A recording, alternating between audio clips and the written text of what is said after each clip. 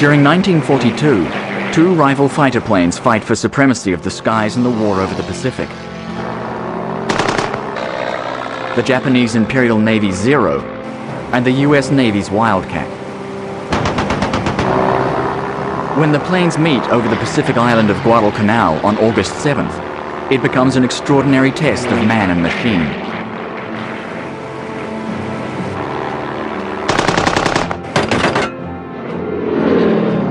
On that day, two outstanding pilots are in the air, Saburo Sakai and Pug Sutherland. Each keeps a detailed journal of the precise anatomy of that first encounter. It is one of the best documented dogfights of the Pacific War. I could hear the steady stream of bullets zinging in behind me. The after part of my fuselage was like a sieve. Never had I seen an enemy plane move so quickly or so gracefully before. Every second his guns were moving closer to the belly of my fighter. Each pilot admires his opponent's tenacity, courage, and flying skills. Both men are at the top of their game. Both realize that they have to push their planes to the absolute limit. To the end, the outcome remains uncertain. Saburo Sakai is 25 and already a proven ace with over 50 kills to his name. His ancestors are samurai. The pilot training scheme which Sakai joins in 1937 imbues him with that same feudalistic warrior philosophy. The school produces only a handful of pilots, but they are instilled with the belief that they will overcome greater enemy numbers because of their rigorous training. Training in the Imperial Armed Forces was extremely disciplined, extremely difficult. It was downright brutal. Physical punishment was a fact of life in all of Japan's armed forces. Being punched in the face, being hit in the buttocks with baseball bats. But this was all par for the course. Sumo wrestling, for example, was meant to instill an aggressive spirit in them. You were in the ring with your opponent, and if you lost, you had to stay there until you prevailed over somebody. In Sakai's year, only 25 of the class of 70 non-commissioned officers survived the course. He receives the Silver Watch offered each year by Emperor Hirohito for the outstanding student pilot.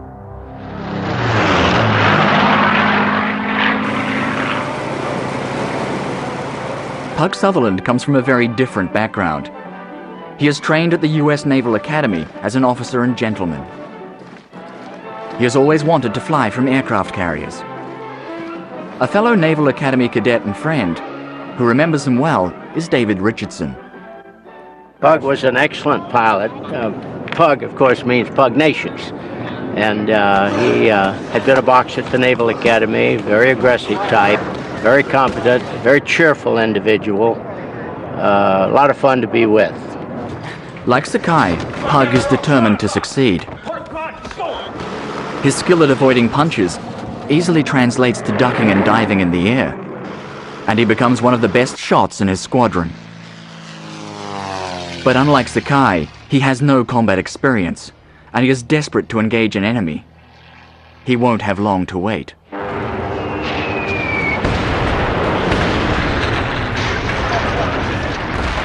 On December 7th, 1941, the Japanese attack Pearl Harbor.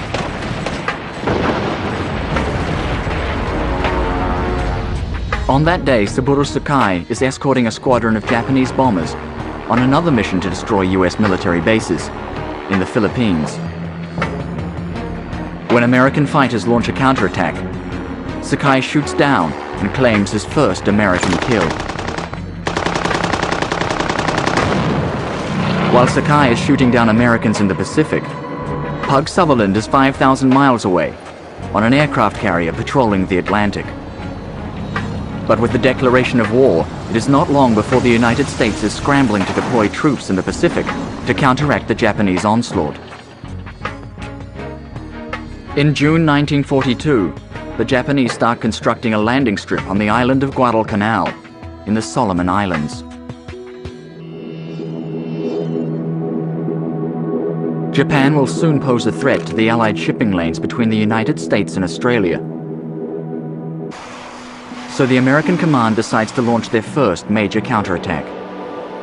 When reports of an almost completed airstrip on Guadalcanal reaches Admiral Nimitz, he orders a 3-carrier task force to invade the island. The amphibious landing by 19,000 Marines is supported by as powerful an invasion fleet as the United States has ever assembled. On July 7th, the carrier Saratoga departs Pearl Harbor, with Pug and his squadron aboard. They are equipped with the Grumman Wildcat, the US Navy's frontline fighter. As they steam across the Pacific Ocean, the officers assemble for a pre-battle squadron photo, an event that gives them pause for thought. How many will be there for the next portrait? On July 20th, the squadron loses 3 Wildcats and damages 2 more while attempting to land after a gunnery exercise. The next day, Pug and his fellow pilots are briefed on their role for the invasion. Stories of cannibalism on the Solomon Islands are rife. They are told not to approach the natives if they have to bail out. On August 7th, 1942, 8 months to the day since the attack on Pearl Harbor, the invasion begins. Shortly after dawn, US battleships start shelling the islands of Guadalcanal and neighboring Tulagi.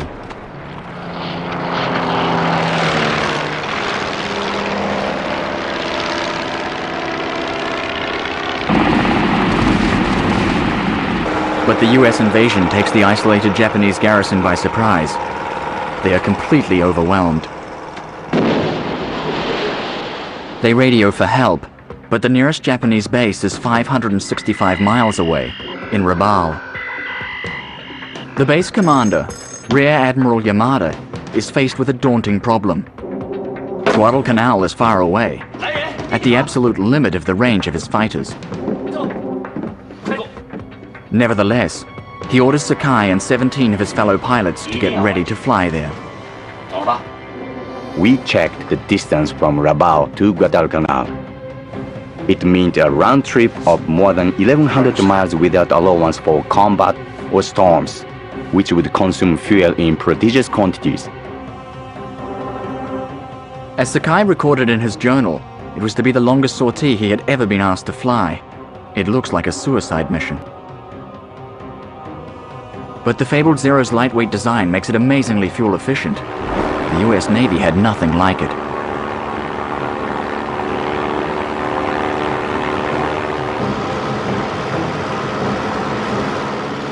The Wildcat was at a serious disadvantage to the Zero.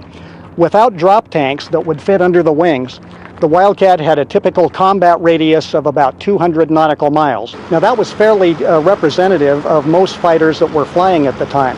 But we knew almost nothing about the Zero. It could fly one way, 500 to 550 nautical miles, engage in a dogfight, and return to base all on one tank of gas. And consequently, when Zeros were showing up so far from land bases, the Americans drew the logical conclusion that the Japanese had more carriers than we thought they did. In creating a fighter that operates in the vast Pacific theater, the designers of the Zero have had to make some compromises on safety. To find out what price Japanese pilots had to pay for the Zero's long range, former fighter pilot Ralph Wetterhahn meets Saburo Sakai's biographer, Henry Sakaida. You'll notice here, it's like, a lot of GIs, when they came upon crashed Japanese Zeros, they'd take their jungle knives and they would cut a panel out to bring home. These things were just like tin cans, sides of tin cans. I also understand that to save weight for this long-range mission, they wound up stripping the aircraft down of every non-essential item, including the radios, which for a fighter pilot, a radio is pretty darn important to give warnings and to coordinate attacks. The Japanese Zero radio was very, very inferior, and so what they would do is they would just yank that out of the airplane, and they would try to just get rid of any weight they figured was non-essential. Ralph's keen to learn about the Japanese attitude towards protecting their pilots, from Imperial Navy historian Sam Tagaya. The Zero that Sakai flew, the Model 2-1, didn't have any armor plating or self-sealing fuel tanks. Japanese combat personnel especially were imbued with this philosophy of always being prepared to sacrifice one's life. Tended to make them think that protective features on aircraft were not a very high priority. I think the Japanese neglected that, just like they neglected having a good radio. And eventually you find out that you're not going to sustain yourself in an attrition war, which this turned out to be, because you're going to lose your experienced pilots. The Naval Air Base at Rabaul is home to a group of Japan's most seasoned pilots. When news of the invasion of Guadalcanal reaches Rabaul, the commanding officer immediately orders 27 bombers to counterattack. Although their mission will be to sink transport ships, they do not pause to switch bombs for more lethal torpedoes. Mitsubishi Zero fighters will protect the bomber formation. Just before takeoff, Sakai warns his two wingmen about the American pilots they're about to face for the first time. He orders them to stay in formation. Above all, never break away from me. No matter what happens, no matter what goes on around us, stick as close to my plane as you can. Remember that. Don't break away. This is Sakai's last chance to speak to them directly. Once en route, hand signals will be the only way to communicate. By 10 o'clock, a force of 17 fighters and 27 bombers is on its way. Like the Zero fighter, the bombers have no fire protection for their fuel tanks. Their crews call them flying cigars because of their tendency to quickly catch a light when hit. As the aerial armada reaches cruising altitude, the amphibious assault by US Marines on Guadalcanal has already begun in earnest. Below decks on the Saratoga, Pug's team receives news that a large Japanese force is approaching. Fellow pilot David Richardson remembers their reaction. Were we afraid? Did we have a sense of fear? No, that isn't a part. You fly your airplane. You focus on what you're doing at the time. You really don't think about life and death. What you think about is how do you fight your plane. Pug has only 8 Wildcats under his command to intercept the 27 Japanese bombers.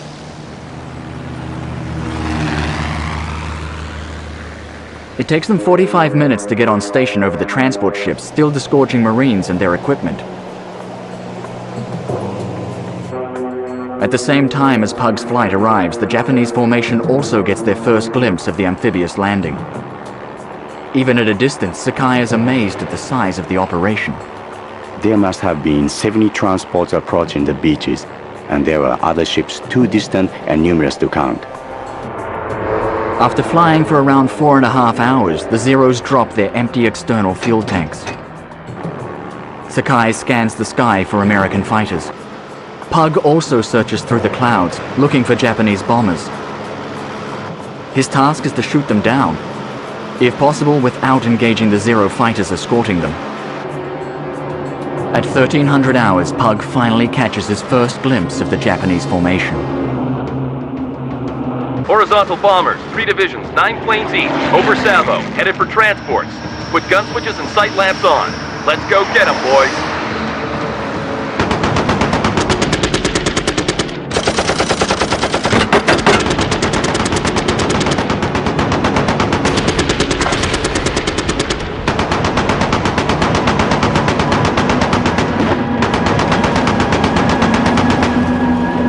Pug shoots down the lead bomber and scores the first American success of the air battle. Pug was an excellent shot. He was among the very best in our squadron, perhaps in the top 4 or 5. Anything that found itself in front of a Wildcat with its 650 caliber machine gun was in very deep trouble. The recoil is powerful. Physically slows you down. It's as if you were flying into a brick wall. Despite taking some hits, Pug destroys the bomber. But he is now a marked man. The Zeros are onto him, and he needs every trick in the book to fend them off.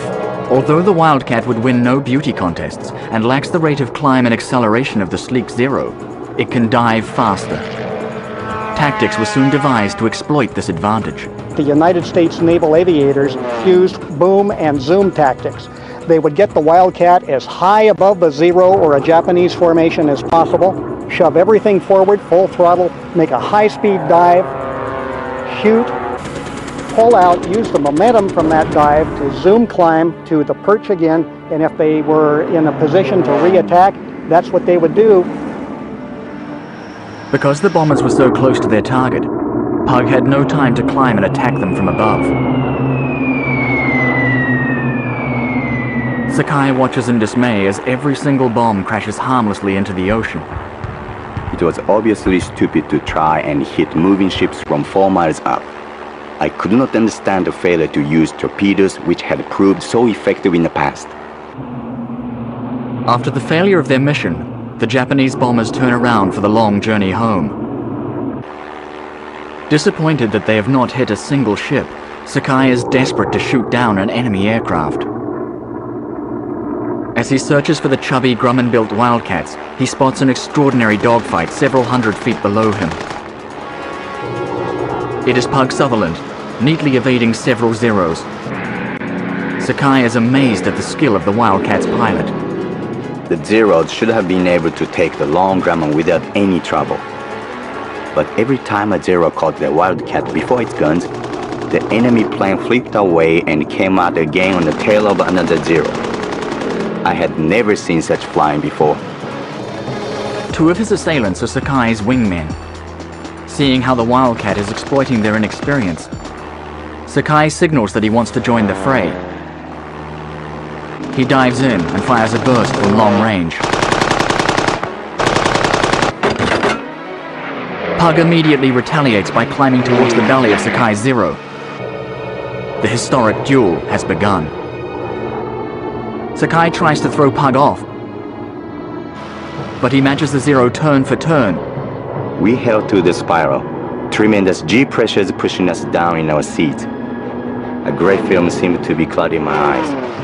As the jungle of Guadalcanal rushes towards his fighter, Pug pulls out of the spiral and climbs into a loop. This is a mistake. A Zero easily outturns a Wildcat in such a maneuver. I went right after him and came out on his tail.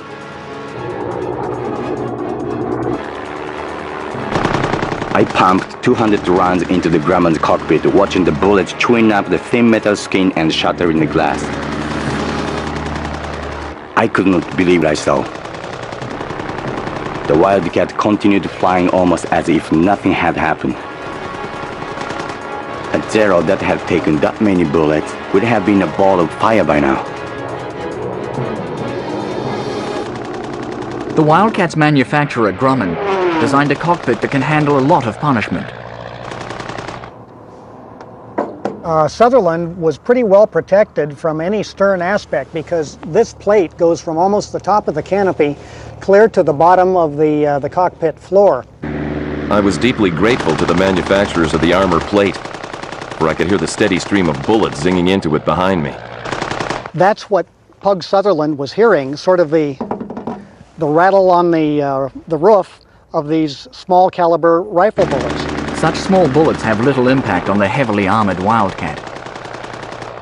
The forward part of the windscreen has a 3-inch thick segment of laminated glass. It's called armored glass, and that will stop a 7.7 fired from almost any distance.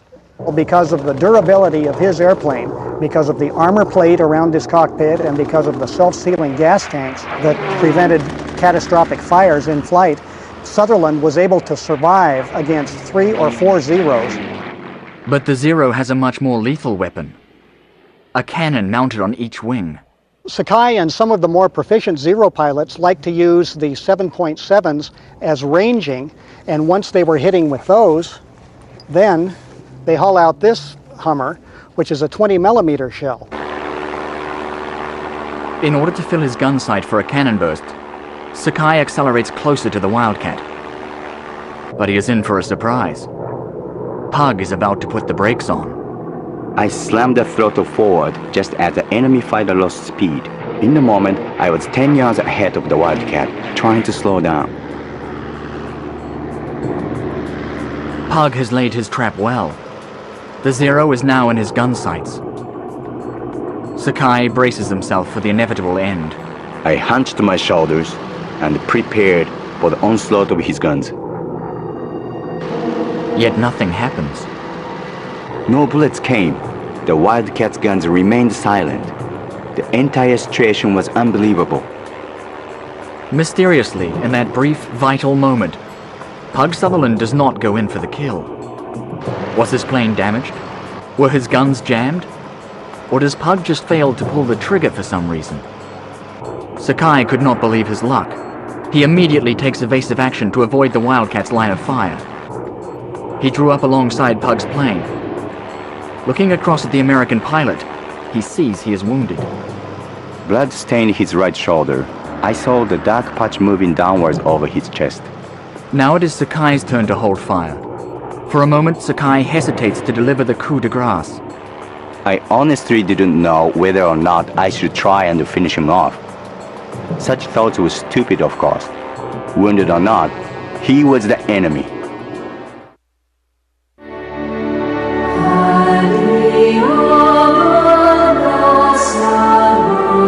자연이 만든 작품에 우림건설이 도전합니다. 그레이트 챌린지 우림건설. 그 누구도 성공한 자 없었다. 그러나 우리는 세계 최초의 나일강 정복자가 될 것이다. 대자연에 맞선 위대한 탐험가들의 114일간의 아프리카 나일 도전기. 함부로 상상하지 마라. 아이맥스 상영화 나일 대탐험.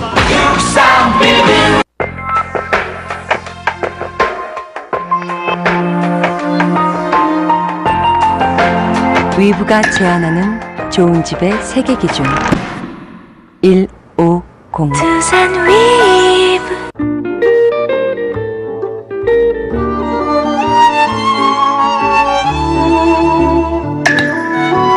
이것이 위브의 세계 기준 150. 두산 위브.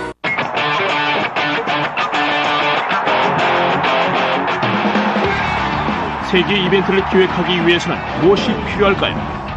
전 세계 수백만 명이 지켜보는 가운데 작은 실수도 용납되지 않는다면 헌신, 책임감, 그리고 팀워크, 성공을 위한 노하우가 필요합니다.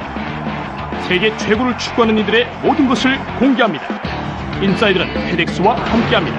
페덱스라면 가능합니다. Just hear those sleigh bells jingle and lay right together with you. 이맘때 사람들은 사랑을 발견합니다. 생활을 발견하다 네이버. 이노베이션은 하나의 예술이라고 말합니다.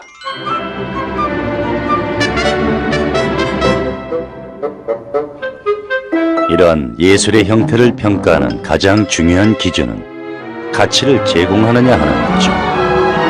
결과 말입니다. 결과가 없다면 그저 눈여길 뿐이죠. IBM, 결과 중심의 이노베이션.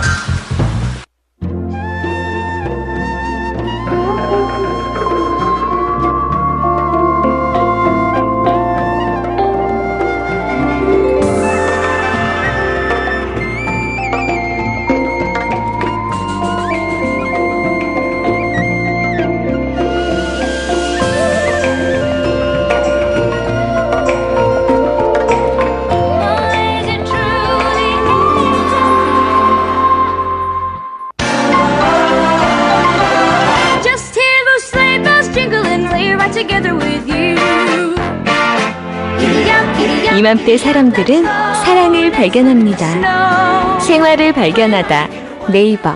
안녕하십니까. 여기는 상해. 지금까지 페덱스 팀이 한치의 오차도 없는 경기를 펼쳐고 있는 현장입니다. 그렇습니다. 페덱스 팀이 1대0으로 여유있게 앞서며 챔피언을 바로 눈앞에 두고 있죠. 아니 이런 불꽃이 튀는군요. 챔피언 등극은 너무 섣부른 예측이었나요? 네, 동점을 기록하다니 충격이네요. 전략상 딜레마에 빠진 코치입니다.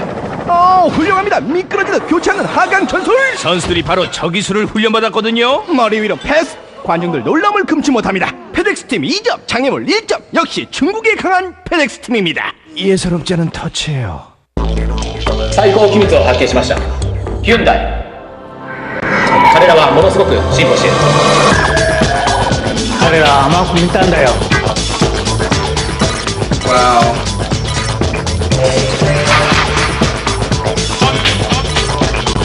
Ich habe eine Testfahrt machen sollen.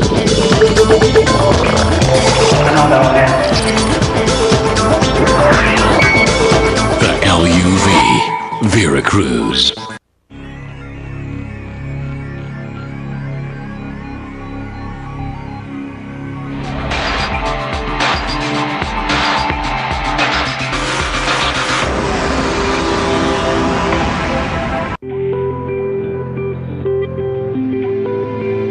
탄생, 포유류의 신비, 내셔널 지오그래픽 채널.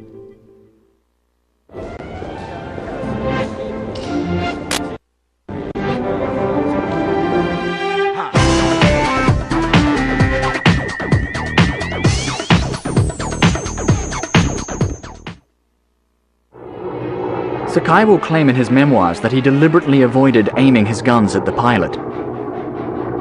But when Pug jerks the Wildcat into a climb, Sakai knows the plane must be destroyed. That was it. I aimed carefully at the engine. A Zero put a burst just under the left wing root. I dove over the right side. As Pug bails out, his gun is ripped from its holster. He manages to open his parachute less than 400 feet above the jungle canopy.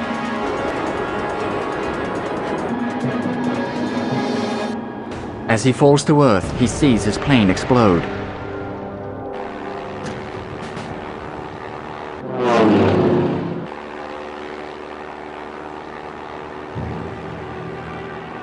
"64 years later, questions still remain about the events leading up to Sakai's final gunburst.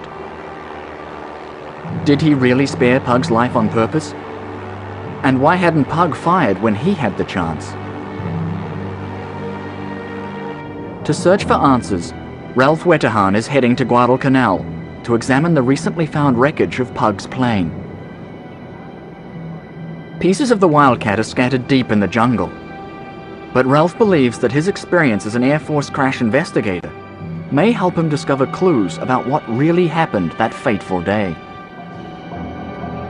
By confirming certain aspects of the story, of which there are many different versions, we can find out how they really thought and how they really acted and what really transpired in those moments over Guadalcanal and on the land.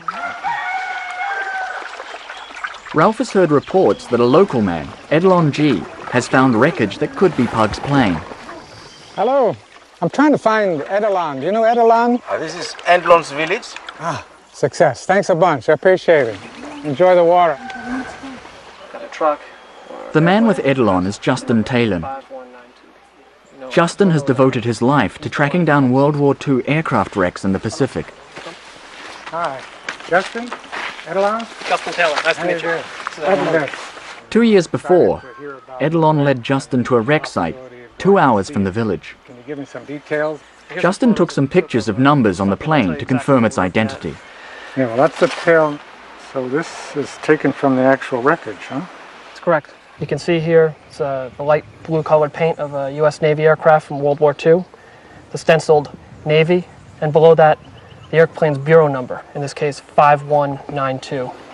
Have you traced the tail number back to find out the history of it? Yes, without a doubt, this bureau number makes it an airplane flown by a pilot named James Sutherland. All right, one of the interesting things about this epic encounter is it didn't just end at the completion of the dogfight. In fact, for Sutherland, his troubles were just beginning. A 1 hour climb brings them to the top of the ridge that overlooks the valley into which Pug's plane crashed. Yeah, you can almost picture him leaping over the side and free falling at distance, and then poof, the parachute opens, and next thing you know, he's in the trees. He begins by doing the right thing. He knows he's got to get away from the parachute landing area because that's where any search effort is going to begin. They will focus on that and try to track him down.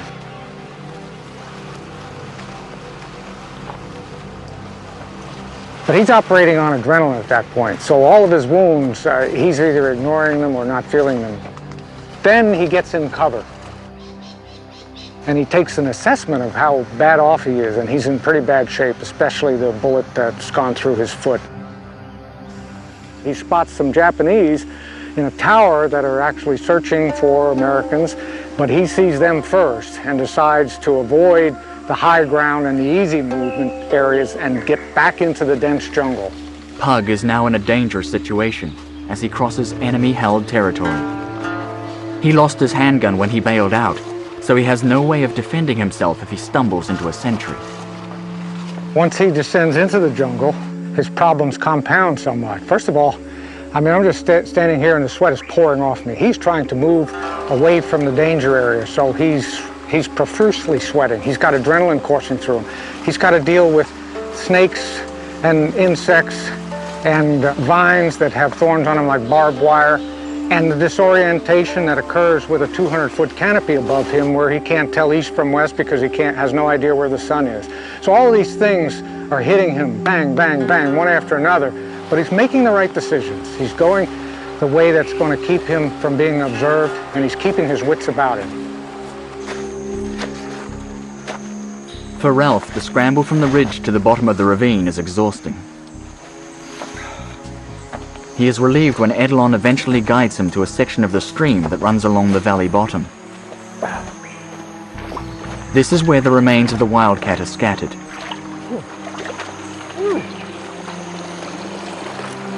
Finally, Ralph reaches the first piece of wreckage.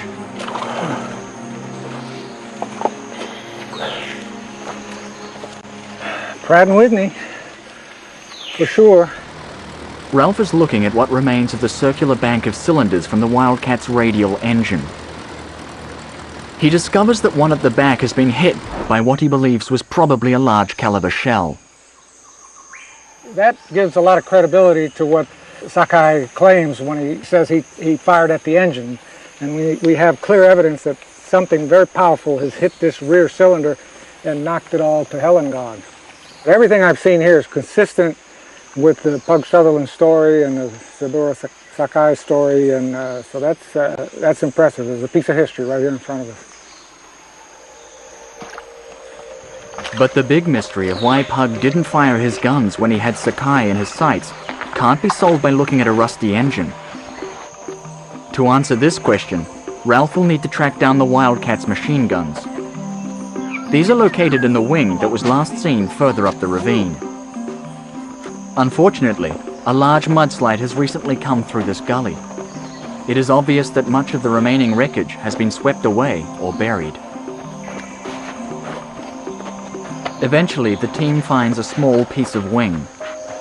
Oh, Justin, I was hoping we'd find a whole lot more of the wing up here. I mean, we've got a little bit here. The wingtip, it's pretty evident. It's got the navigation light here. You can see the bulb and part of the filament still exposed there. During my first visit, Edelon and I, we found the U.S. Star, the wing, and you can see from all this severe erosion that Mother Nature has carried those items further down. I was hoping to find... But as Ralph and Justin discuss abandoning the search, Edelon, the man who first found the wreckage, has spotted a crucial new piece of evidence. Oh my God. Woo! He has found a .50 caliber round from the Wildcat's wing-mounted machine gun. Okay, this is a 50, and lo and behold, it shows battle damage. I mean, this round has been hit with something, and so that explains what happened to at least one of his guns. We know Pug had at least one live bullet left. So it's really a significant find, and it makes this whole trip well worthwhile, one little bitty round that we found. Ralph is keen to search for more wreckage, but Cyclone Jim is forecast to hit the island that day. And Edelon warns that there is only an hour of light left to complete the steep ascent ahead of them.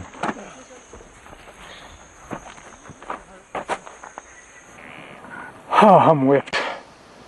I mean, we've come down that ridge into the ravine and then clawed our way up to the top here.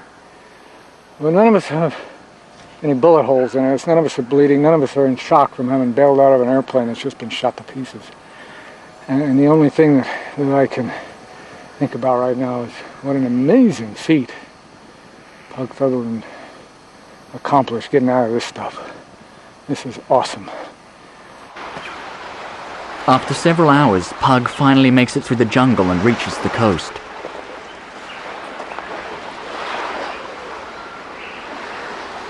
Exhausted from his trek, he collapses under a log. He is completely dehydrated from the experience.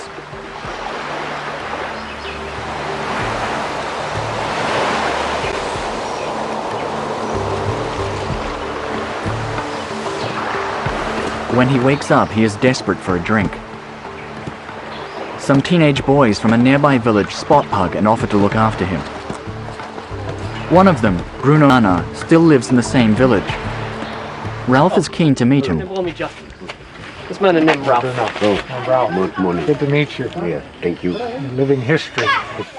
Bruno, do you remember that morning, August 7th, 1942, here on Guadalcanal? Yes. And what did you see? American, little plane, big plane, with small plane fighter, and big ship, boom, boom, and war, all day, all night. Despite the risk of Japanese reprisals, Bruno is determined to help the wounded airmen. Well, he was quite friendly, and he was in a lot of pain from his bullet wounds. He needed help, and he wanted me to take him to Lunga Point. There wasn't enough time to organize the trip, so we took him to our village and fed him. I cleaned his wounds and stayed with him through the night. At about 4 o'clock, I woke him and took him to the beach. When we arrived, my friend had got a canoe ready. After paddling for some time, he saw some soldiers on the beach. We hoped they were American, as he told us to paddle to the shore.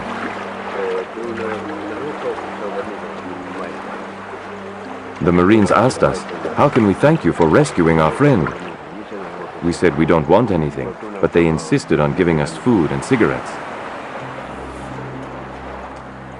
Unknown to Bruno and his friend, Japanese soldiers witnessed the whole exchange. As we paddled back to our village, more soldiers waved at us. But this time they were Japanese.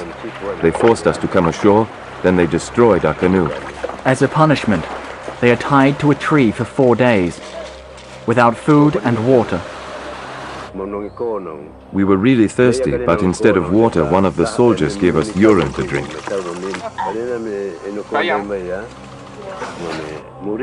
Before dawn, on the 4th night, my friend worked his ropes loose. He freed me, and we escaped back to our village.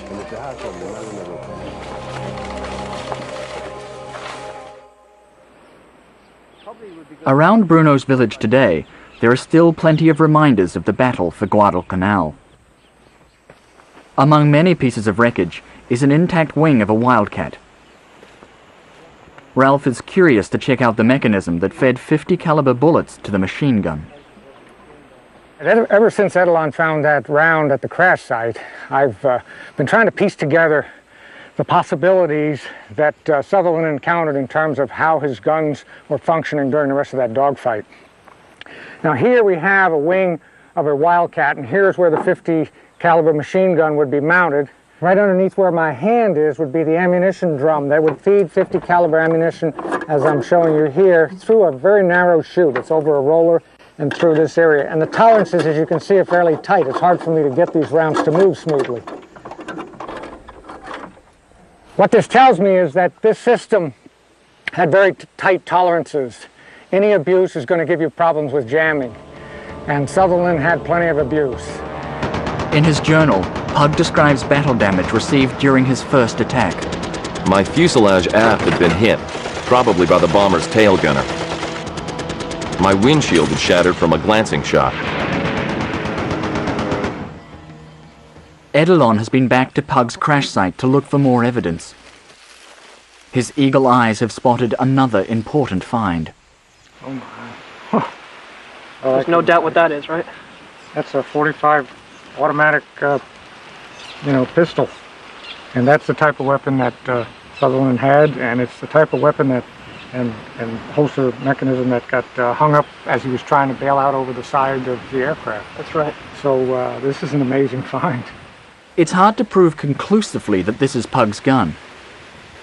But the fact that it was found right at the crash site is enough to convince Ralph. I'm holding the weapon that Pug Sutherland had in 1942 on 7th of August, the opening day of the air battles over Guadalcanal. This is an incredible piece of history here. Amazing. Amazing. All right, what else have you got? Edelon has recovered more ammunition from the Wildcat's guns. And again, you can see it hasn't been fired. Yeah, the primer's still intact. It hasn't been hit by the firing pin. And now we've got 2 more rounds. And that's pretty conclusive evidence that he had significant amounts of ammo still left in that aircraft. He's very happy. On his last night on the island, Ralph carries out a closer examination of the damaged .50 caliber round found at the wreck site.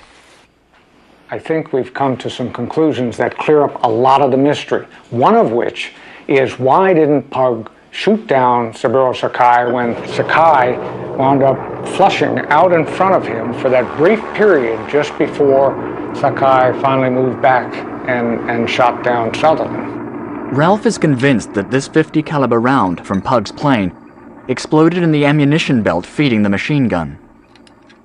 At the very end, the neck has flared somewhat. That would not have occurred due to impact damage from the crash. That can only occur if this round is fired outside of a chamber of the .50 caliber machine gun. So what caused this round to detonate prematurely? Pug attacked a Betty bomber, and during that attack, he came under fire from 2 weapons on that Betty bomber, a 7.7 millimeter round and a 20 millimeter round.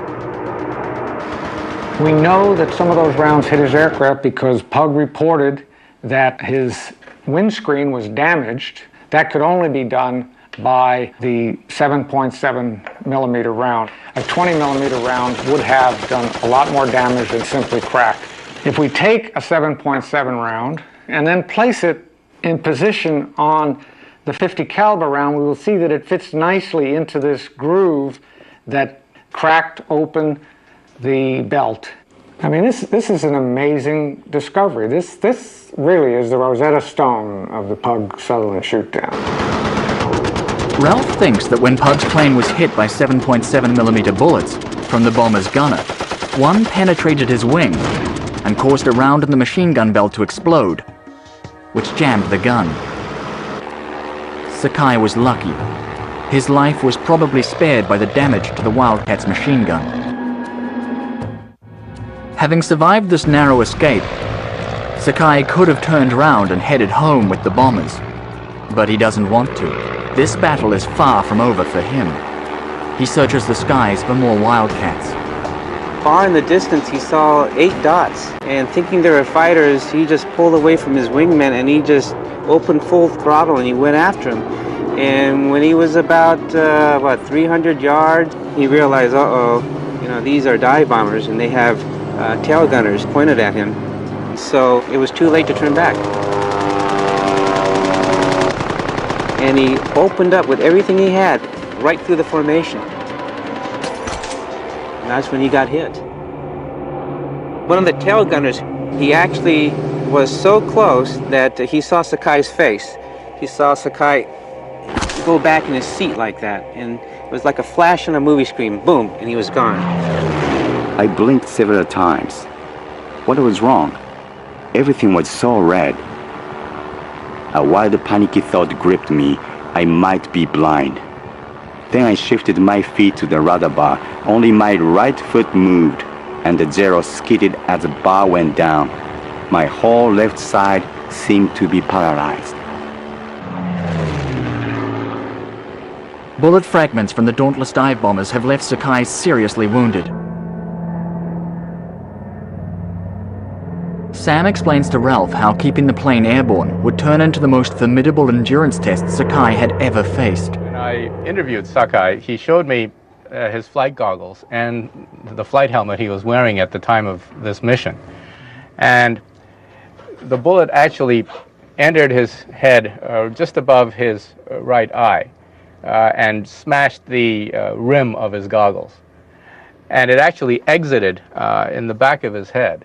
It's quite apparent if you actually take the helmet in your hand, their leather helmet, and see where the entry and the exit was. So it went through his skull? It went clean through his brain. And it's a miracle that he wasn't instantly killed. The fact that it smashed the windscreen as it came through slowed the bullet down just enough that it didn't kill him. Instantly, the entire left side of his body is paralyzed. He can't move his left arm, he can't move his left leg.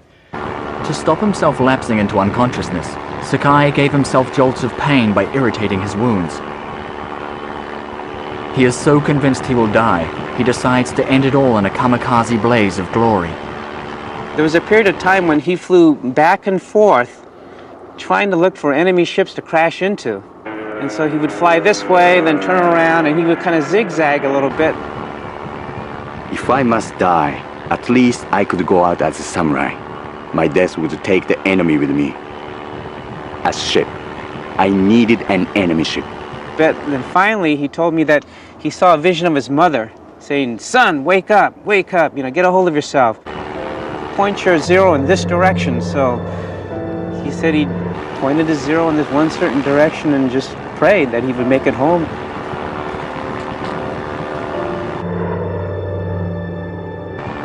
I don't think it's easy to appreciate that epic feat of airmanship that took place with this guy with no navigation instruments, no radio, other than a compass, and a bullet through his head.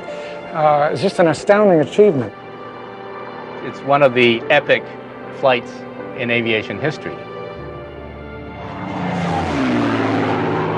After an agonizing 5-hour flight, Sakai, blind in one eye, paralyzed down one side, and barely conscious, finally brings his plane down at the base in Rabaul.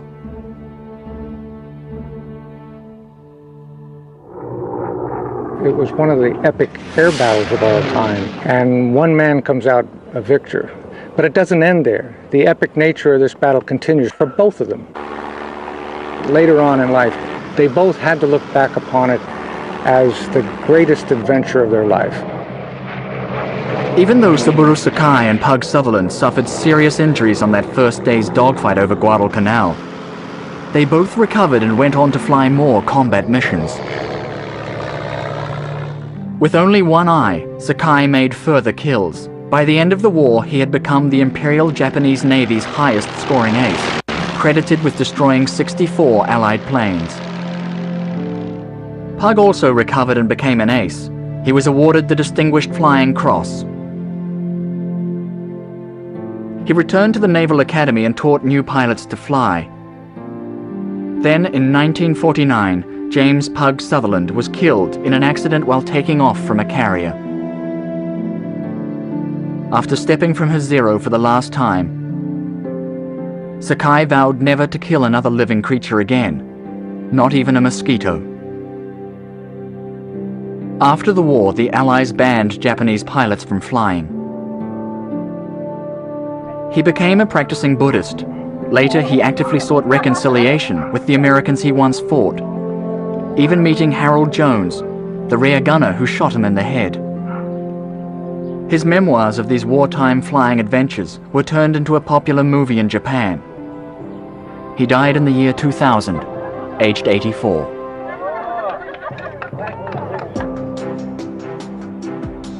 Amazingly, Pug and Sakai survived their first day of dogfighting over Guadalcanal. But August 7th, 1942, was a day of reckoning for both sides. One of Japan's top guns was sidelined from the campaign, and 5 of the 8 Wildcats under Pug's command were lost. The capture of the Guadalcanal airstrip on August 7th, 1942, proved to be the turning point in the war against Japan.